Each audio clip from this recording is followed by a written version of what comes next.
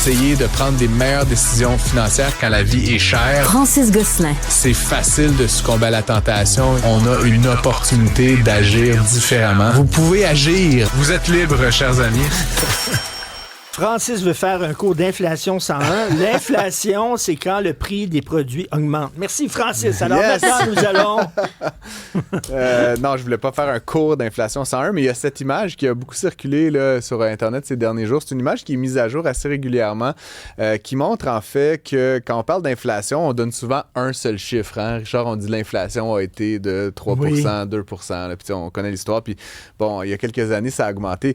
Puis là, ceux qui nous écoutent... ceux qui nous regardent à la télé pourront voir, là, sinon cherchez-la. C'est une image qui montre l'évolution des prix de janvier 2000 à décembre 2025 aux États-Unis. Bon, c'est imparfait. Je vais essayer de faire la même chose pour le Québec et le Canada, mais c'est quand même un peu de traficotage là, de données. Okay. Là, mais je me mets ce projet-là dans les prochains jours.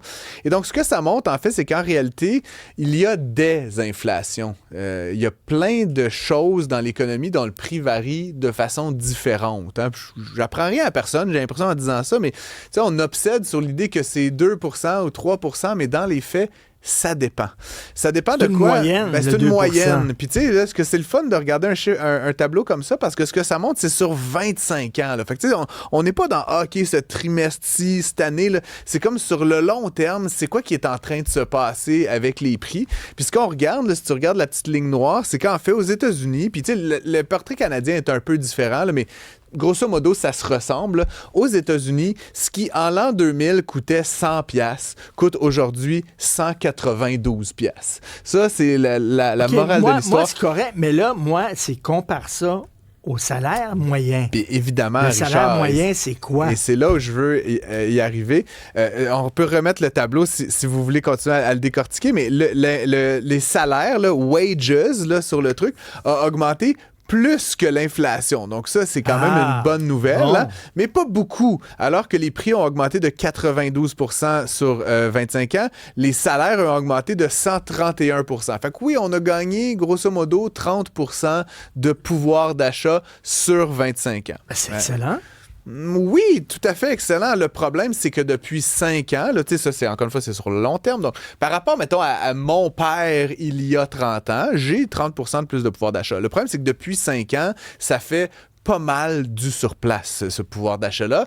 Si bien qu'on a le sentiment, entre guillemets, d'en avoir même un peu perdu. Hein, parce que souvent, le problème, c'est que les biens qu'on consomme tous les jours, là, la fameuse livre de beurre de P.O. Zappa, puis les pneus, puis les chars, puis les logements, puis eux ont augmenté quand même substantiellement et les salaires ont à peine suivi en moyenne cette courbe-là, si bien qu'on a le sentiment d'avoir un peu perdu au change. Puis là, ça dépend énormément, Richard, à quel niveau de revenu on est, quelle est notre situation particulière. Je te donne un exemple. Quelqu'un qui aurait une hypothèque tu sais qu'on peut faire au Canada des hypothèques sur 7 ans.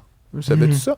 Non. Quelqu'un qui aurait pris une hypothèque de 7 ans, pendant que le prix des loyers là, locataires augmentait de 20 ou 30%, eux, leur paiement hypothécaire est exactement le même depuis 6 ans, mettons. Fait que pour eux, la composante logement, elle est à 0% depuis de nombreuses années. Donc, si tu es dans cette situation-là, toi, l'inflation du logement, ça ne t'affecte aucunement. Je sais pas, toi, Richard, tu viens de déménager en appartement. Oui. Là, mais, question indiscrète, mais en fait, peu importe. Il y a des gens, à un moment donné, ils arrivent à un moment, ils n'ont plus d'hypothèque. T'sais, ils ont acheté une maison, 25 ans, 30 ans plus tard, la maison est payée. L'inflation du logement, ça les affecte aucunement. Donc, pour beaucoup de baby boomers, j'ai envie de dire, des gens, souvent, le 55, 60, 65 ans, quand la maison arrive qu'à être payée, ben ultimement, ils sont plus impactés par ça. Donc, encore une fois, ça dépend.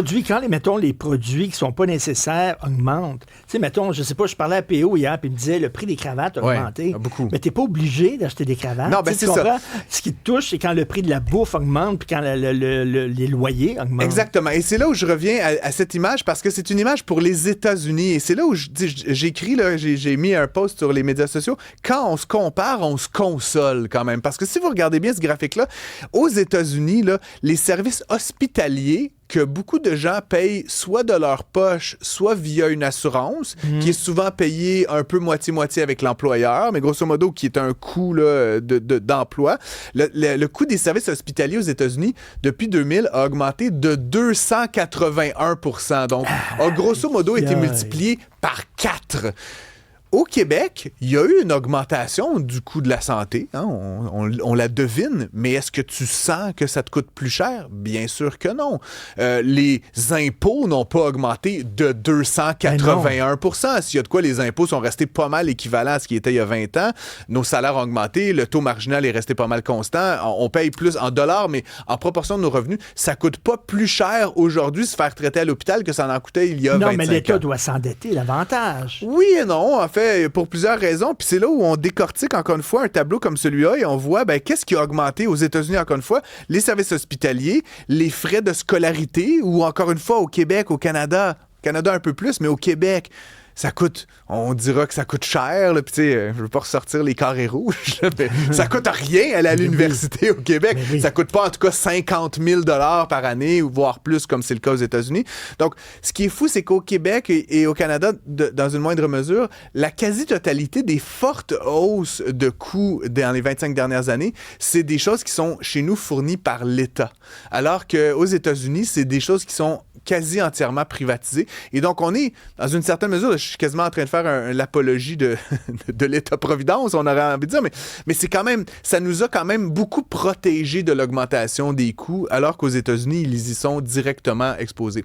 Ouais, c'est vraiment intéressant. Puis je conclus en disant, parce que puis j'ai fait une chronique à Mario Dumont hier je me suis fait ramasser sur les médias sociaux, fait que je voulais comme faire un peu pas mon mea culpa, mais nuancé. Parce que ce qui est vrai dans cette histoire-là, Richard, et c'est toujours la même histoire que je raconte, c'est que c'est pour les gens les moins nantis que toute cette situation inflationniste est la pire. Puis moins nantis, j'aurais envie de dire quasiment les 50 % les moins riches de la population. Pourquoi? Parce que ces gens-là, c'est les plus jeunes de la société. Parce que c'est sûr que tu gagnes généralement moins à 25 ans qu'à 55 ans. C'est les gens qui viennent d'acheter une maison. Fait que leur sensibilité là, au taux directeur, puis c'est des gens qui sont à loyer. Fait que c'est des gens qui ont tout direct d'en face. Là, quand ça augmente, là, comme je te dis, le boomer, que sa maison est payée, puis que, tu sais, il s'en fout. Mais quelqu'un qui vient d'acheter, quelqu'un qui est à loyer, des gens qui dépensent la quasi-totalité de leur paye à se loger, se nourrir et se déplacer, chaque fois que ça augmente de 10 $, de 20 $, de 50 $, coudon, c'est la différence entre faire arriver et pas faire arriver. Fait qu'eux autres nagent le vent en face. Toujours. Et le double problème, c'est que non seulement tu nages le vent en face, non seulement tu arrives à la fin du mois à 0 cents dans ton compte de banque, mais c'est justement... Comme tu arrives à 0 cents, t'es jamais capable de mettre 100 $, de mettre 500 $ dans un REER ou dans un CELI, puis comme on dit dans mon milieu d'économie et de finance, de faire travailler l'argent pour toi. Si t'es un peu plus riche que ça, puis que t'arrives à chaque mois à mettre 200, 300, 500 $ de côté, à la fin de l'année, coudonc, t'as un 6 000, puis lui, tu le places en bourse, puis il commence à générer des rendements. Les gens qui sont à 0 cents à la fin du mois, non seulement ils sont à 0 cents, ils sont un peu fourrés, mais en plus, ils arrivent jamais à s'en sortir.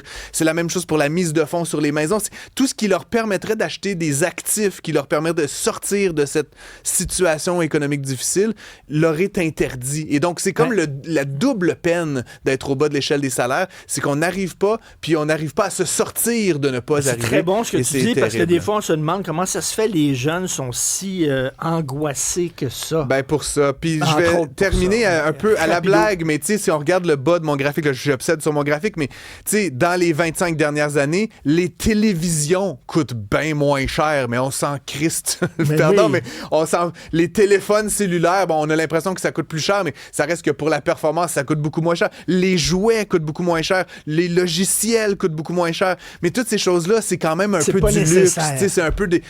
Qui c'est qui change sa télé tous les années? Absolument personne. T'sais. Puis, OK, fait, ultimement, c'est des biens, on pourrait dire, de luxe ou des biens facultatifs dont le prix a beaucoup baissé, des biens qui sont importés, alors que tout ce qui est essentiel, se loger, se nourrir, se déplacer, se chauffer, ça a beaucoup augmenté. Puis encore une fois, ça crée cette espèce de spirale. Et c'est là-dessus que j'aurais envie que nos gouvernements s'attaquent au lieu des plaines d'Abraham. On a Paul Saint-Pierre Plamondon qui peut-être t'écoute. On va lui poser la question. Merci, avec professeur Gosselin. À Salut, bientôt. à demain. À demain.